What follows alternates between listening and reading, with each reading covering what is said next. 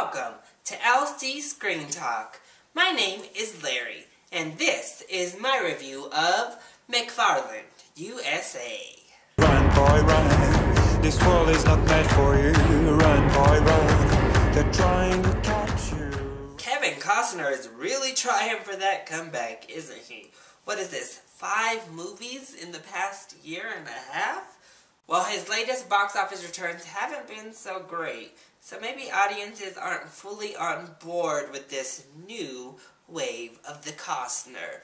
But does McFarland USA change that? Not quite, but we're getting there. So let's just jump right in to all of the positives this film has to offer. The biggest positive to me was the entire young Hispanic cast. This story is about an affluent white male who has to come down to a very poor, mostly Hispanic, Mexican neighborhood and teach at their high school, and he starts up a track team. And I thought all of the students that participate on this track team were fantastic. These young actors are giving it their all. They're convincing. The mother of 3 of the kids was my favorite character of the whole movie. I thought she was hilarious. She was so realistic. That's the kind of mentality, the family aspects that you come to know being around Hispanic culture. And she was just hilarious. But all of the kids were so well realized. They really felt like the high school students that they were meant to portray. And again, you forget that you're just watching actors. It feels like you're watching a documentary at some parts because they're just so good in their roles.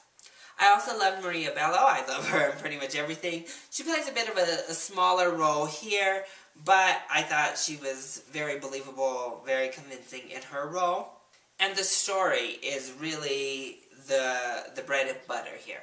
As far as inspirational stories go, this is one of the better ones I've watched on the big screen in quite some time. It's just such a wonderful story, a rags to riches kind of tale that we're accustomed to seeing, but this felt more cinematic. It didn't feel like a straight-to-TV Hallmark special kind of film. It felt theatrical. The production value was great, and part of that is probably because it does come from Disney, so they know how to make a sleek, professional movie, and this just feels grand. And the story that these students have to go through is really inspiring. So you will left with your heart warmed, feeling a little bit fuzzy inside, feeling happy, and that's the best that a movie like this can do. However, I did have a few problems with the film, and unfortunately Kevin Costner happens to be one of them. So I thought he did okay, but I think his performance was just so cold and so wooden for about 80% of the film that it was hard for me to buy him as this inspirational coach. I just couldn't buy it. I couldn't understand why these students were inspired by him. Why did they want to work for him?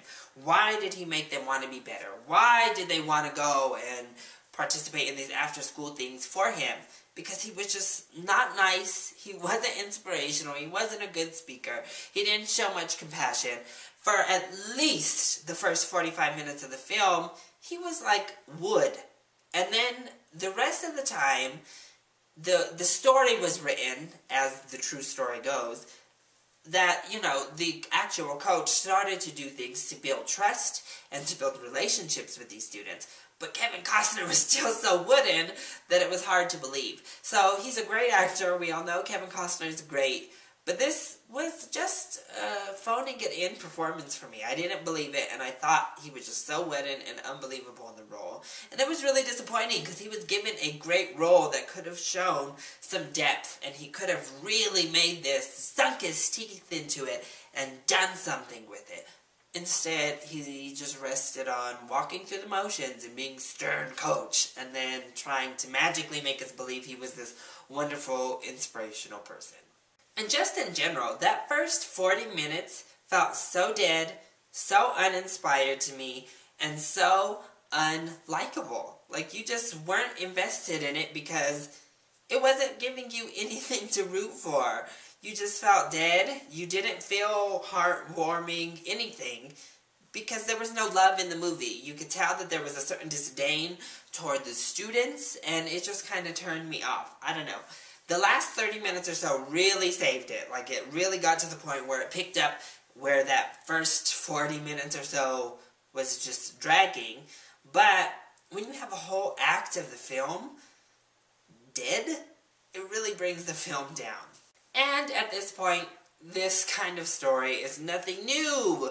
It's a white savior complex. White rich man can't teach in white rich schools anymore, so he has to come down and save the poor minorities. And it's just like, are we ever gonna get enough of these white savior movies? Can we at least get a minority savior for these minority students? Or even better yet, a minority savior for some white people?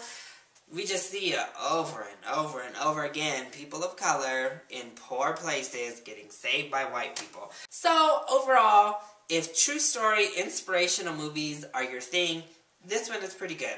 I think you'll leave satisfied with warmth in your heart and a smile on your face. And if you're looking for something a little bit more, something out of the box, some original movie, this is not it.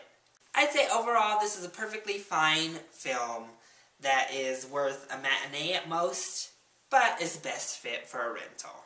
So, that has been my review of McFarland USA. I hope you enjoyed it, and if you did, go ahead, click like down below, and subscribe to the channel so you are always up to date on our latest videos. Also, join in on the conversation.